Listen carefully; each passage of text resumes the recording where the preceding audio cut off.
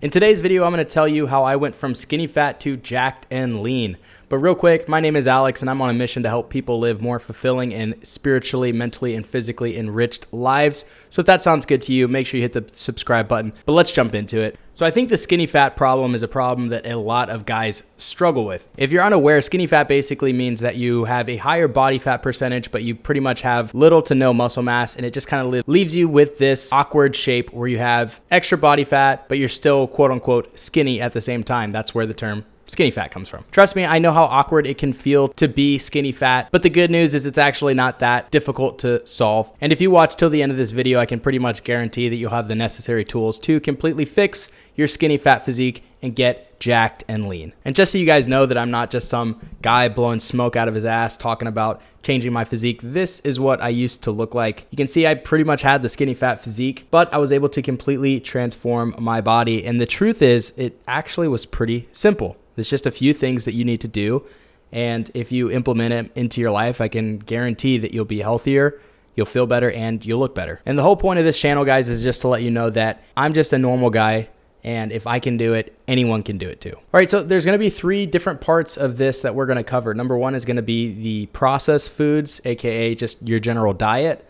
The next part is gonna be your lifestyle, so living an active lifestyle. And the third part is gonna be periodization, and we'll talk about what all this stuff means. So the very first thing is processed foods. I can pretty much guarantee that if you have a skinny fat physique, a lot of it is coming from your diet and just the fact that your diet is not very cleaned up. It's probably consists of a lot of overly processed foods. It's the biggest problem for most people.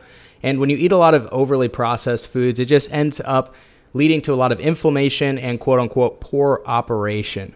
It's like putting low quality fuel into the car. That's the way I would describe it. And the truth is, if you're eating a lot of overly processed foods, you probably don't even know what it really feels like to be running well, to be in a healthy state. And so that's a really big thing, because if you do clean up the diet, you're able to actually be like, oh man, this is what it feels like when my body's actually running smoothly, when things are running optimally. And trust me, I'm not someone who's saying that you can't eat processed foods ever. I love my fair share of junk food every once in a while, but the point is that it should be viewed as a treat, not like a consistent part of your diet. Junk food should be an every once in a while thing. And you might be saying, oh, Alex, but that might be so easy for you to say, but what about someone like me who has a sweet tooth? Well, guys, trust me, I have a sweet tooth too. A lot of finding ways to eat healthier is just kind of getting creative with it. Implementing artificial sweeteners instead of actually using sugar. I eat a bunch of protein ice cream. I make protein pancakes. I use sugar-free syrup. It's just being intentional with your decisions in your food. You can still get, I would say, 70 to 80% of the enjoyment with sugar-free alternatives, but it's just going out of your way, when you go to the grocery store to actually buy the sugar-free syrup rather than sugar-filled syrup. It's just being intentional with your decisions, if that makes sense. And I'll give you an example of that. One of my favorite things to make is the Kodiak protein pancakes. And if you compare Kodiak protein pancakes with sugar-free maple syrup, it's 700 calories, a bunch of protein, and you feel pretty good after you eat it, compared to if you just go to a restaurant and get pancakes, you'll probably be looking at 13 to 1500 calories, a huge carb crash afterwards, and you're not going to feel very good afterwards. And that just kind of leads me into the main point of dieting, which is just avoiding the passivity and kind of that drifting mindset where you're just drifting, you're going along with the wind, and you just kind of do what's comfortable and what's easy. When you end up drifting, you can pretty much always guarantee that you're not going to be making progress where you want to make progress. Progress happens where you're intentional. And so we want to be really intentional about our diet. I'm not saying that we have to be absolutely militant, but I think if you follow the 80-20 rule, where you just make the right decisions about 80% of the time, you're going to still reap pretty much all the results. The next thing I want to talk about is just living an active lifestyle. Now, a lot of people, they hear that and they think that you need to go run a marathon. That's not what I mean when I say live an active lifestyle. It doesn't mean you have to be a marathon runner, but it means that the small things add up. It means that, being intentional about taking the stairs rather than going up the elevator, or going for just a morning walk, or getting extra steps in. If it's the evening time and you're just kind of lounging around on the couch, well, maybe going for a quick walk and just taking the dog for a walk or something like that. Just, again, it goes back to the whole idea of being intentional. That's going to be what really fixes your skinny fat physique, is just being intentional in your decisions. Because skinny fat is not necessarily that you're making one wrong decision, in this one area, but it's more just a culmination of things that we can improve on in little tiny ways. And if we improve on those little tiny things, well, that all adds up. So again, being decisive with choosing to move your body a little bit more and choosing to eat healthier things on a more consistent basis. I think that hitting 10,000 steps is also a great daily goal. I think that it makes it so you can still pretty much always get enough quote unquote cardio in to be healthy, but not have to worry about, running on the treadmill or getting on the Stairmaster. I just try to walk more. To me, it feels like less of a chore to just go take walks throughout the day and get my steps in rather than thinking that I have to go do dedicated cardio. And then lastly, when it comes to an active lifestyle, I'm really a big proponent of weightlifting. I think that everyone should be weightlifting.